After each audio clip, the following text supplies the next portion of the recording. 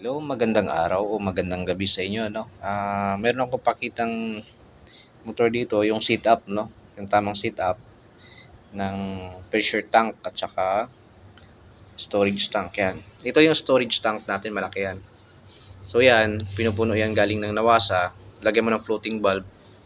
Yan, lagyan mo ng floating valve galing sa nawasa. Pupunuin niya yan.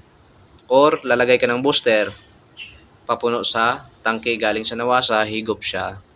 Hihigupin ng booster, papasok sa tangke.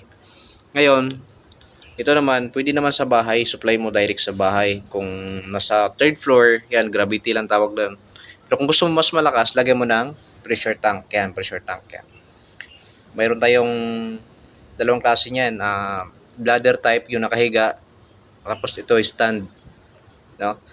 So, ang setup niyan, hihigupin ni motor, papasok doon sa tangke. Yan, pressure tank.